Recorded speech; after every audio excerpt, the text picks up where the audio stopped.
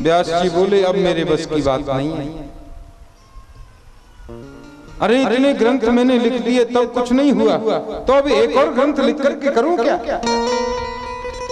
वैसे भी शरीर बूढ़ा हो गया, नेत्रों से कम दिखाई देता है, हाथों में भी अब वो सामर्थ्य नहीं है, अब नहीं लिख सकता। नारद जी बोले व्यास जी हिम्मत नहीं हारनी चाहिए, हारिए न हिम्मत विसारिए न राम। संतों के चरणों का सहारा लोगे तो कोई भी काम असंभव नहीं है।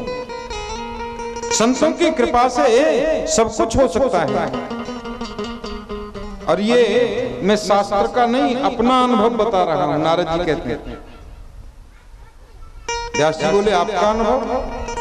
बोले हाँ, कि अहम पुरातीत भवे भवं मुने दास्यास्तु कश्चाश्चन वेदवादिना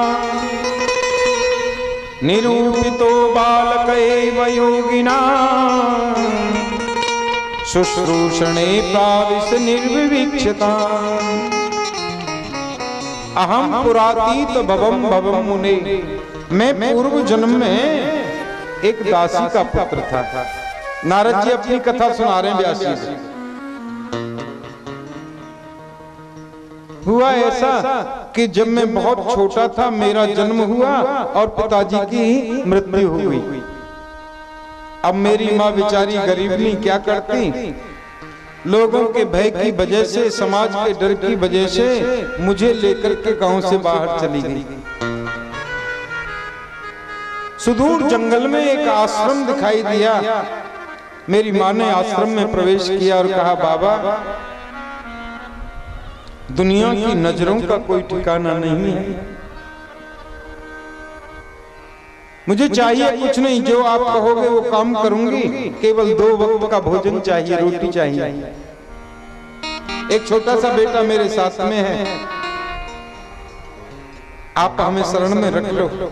महात्मा बोले बेटी हमारे घर में भी हमारी धर्म पत्नियां हैं, आप उनके पास चली जाओ, वो जो भी सेवा आपको दें वो करो और आराम से रहो। आश्रम का मतलब क्या है? जहां आने से श्रम चला जाए वही तो आश्रम है।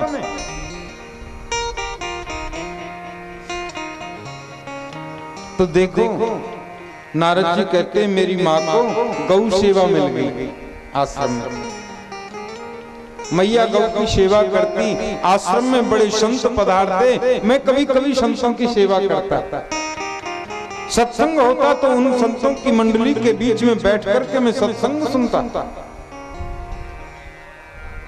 एक बार चातुर्मास के लिए संत लोग पधारे, मैं उनकी बड़ी सेवा करता था।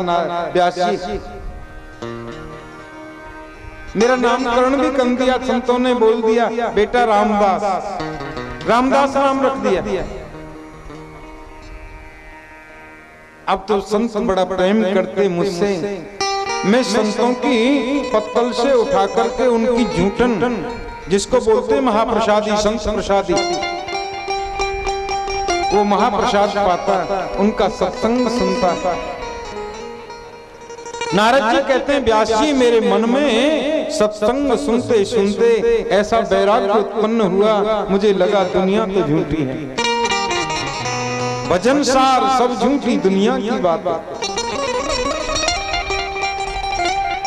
प्रेम नगर की डगर है कठिन रे, बटोही न करना बसेरा, पग बढ़ा हो न जाए अंधेरा। बादल विपत की अंधेरी है रातें, भजन सार सब झूठी दुनिया की बातें।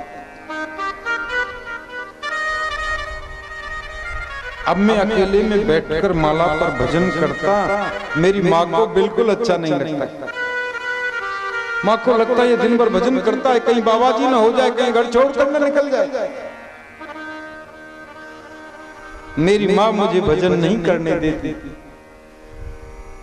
नारद जी कहते हैं व्यास जी एक समय तो ऐसा आया कि मैं भगवान से ही कहने लगा हे प्रभु अब तो मेरी माँ को अपने पास में बुला लो।